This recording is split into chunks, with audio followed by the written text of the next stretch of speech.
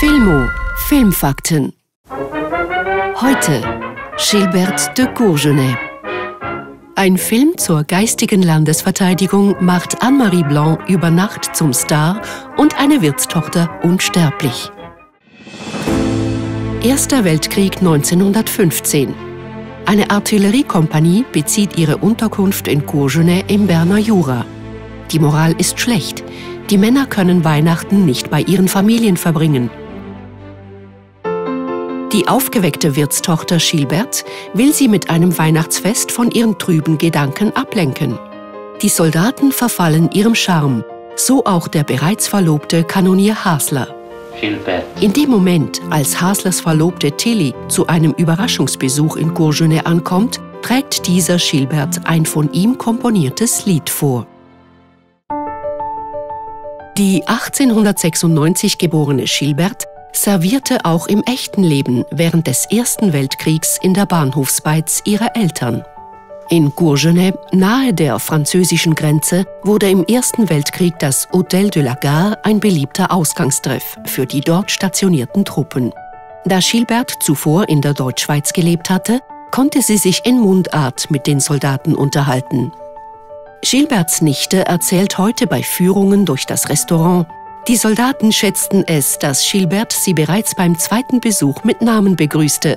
Bald schon schwärmten diese von der Petite Gilberte. Durch ihre charmante Art wurde sie zum Liebling der Soldaten. 3 Entlebucher Militärmusiker komponierten im Winter 1915 der Verehrten das Lied La Petite Gilberte de Courgenay, um es ihr am Silvesterabend vorzutragen. Sie konnten nicht ahnen, welch zeitloses Denkmal sie damit der kecken Serviertochter bescherten.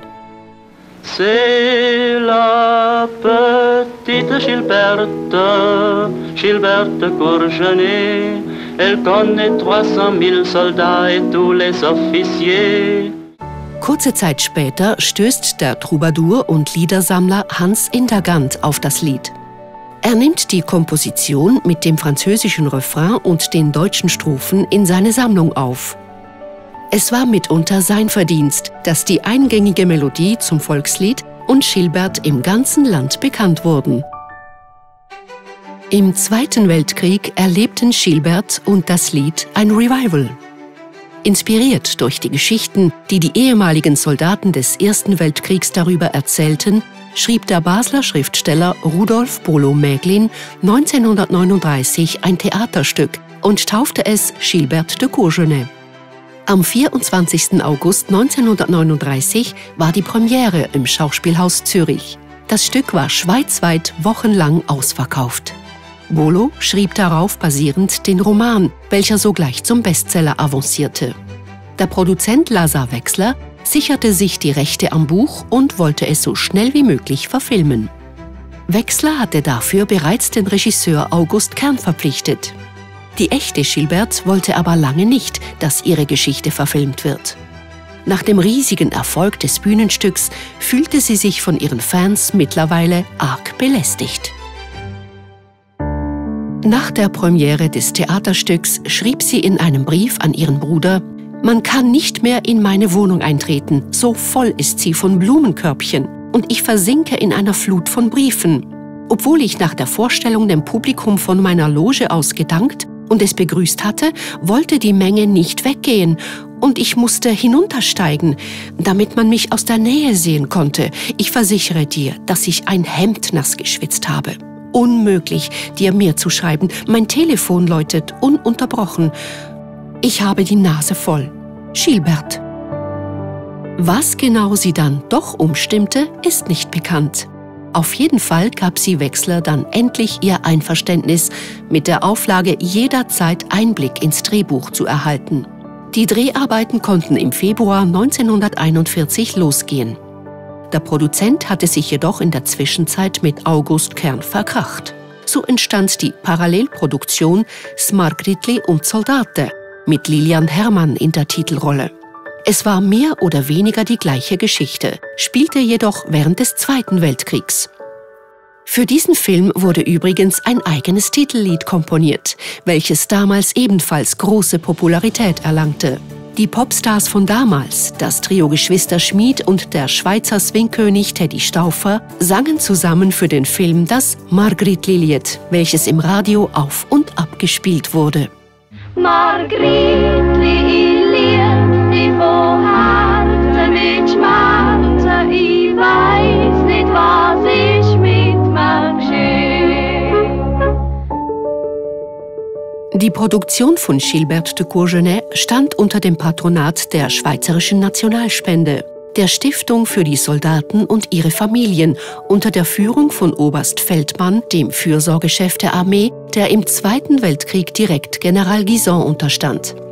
Die Bedingung für das Patronat war eine Übertragung der Regie an einen Schweizer, was mit dem Engagement des jungen Franz Schnieder erfüllt wurde.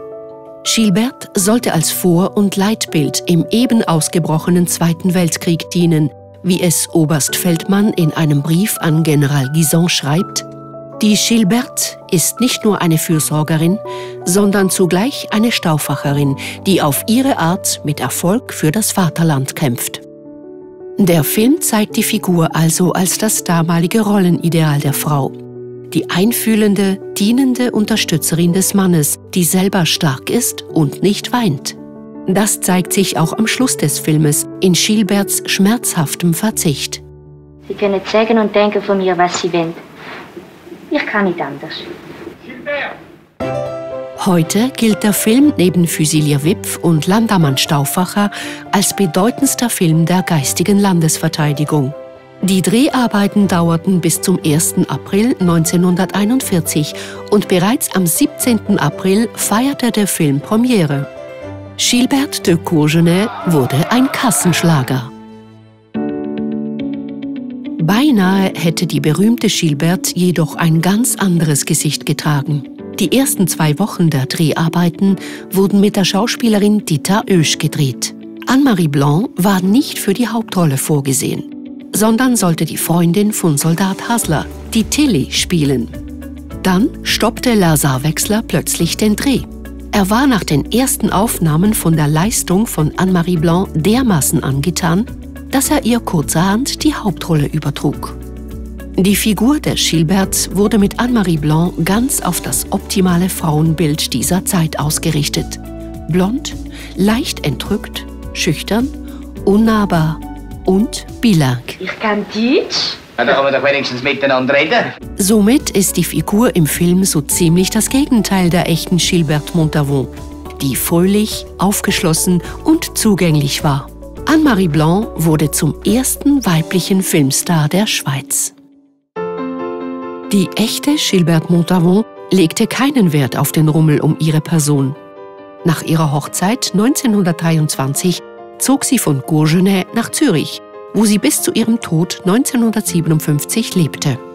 Das Café de la Gare in Courgenay gibt es immer noch.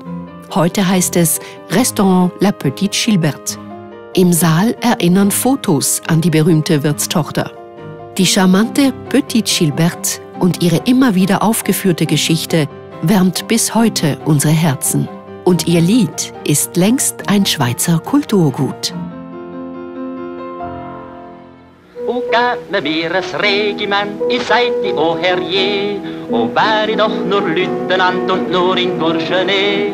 Was nützt mir all Offizier und über 1000 Mann? Ich muss beim Herrgott Sapperment ganz etwas anderes haben. C'est la petite Gilberte, Gilberte de Courgenay. Elle connaît 300 000 soldats et tous les officiers. C'est la petite Gilberte, Gilberte de Courgenay. On la connaît dans toute la Suisse et toute l'armée. Und wenn der Krieg der Türen ist und alles heut zugeht, und dann wird in ihres Haus leer an der Straße steht, wer wischt am Fenster Däugli aus und schaut die Etage an und trauert um die 3 mal 100.000 Mal. C'est la petite Gilberte, Gilberte de Courgenay. Elle cherche les 300 000 soldats et tous les officiers. C'est la petite Gilberte, Gilberte de Courgenay. il prometto pour toute la Suisse et toute l'armée. Wenn Ihnen dieses Video gefallen hat, abonnieren Sie unseren Kanal und aktivieren Sie die Glocke, damit Sie über neue Videos benachrichtigt werden. Schweizer Filme neu entdecken auf filmo.ch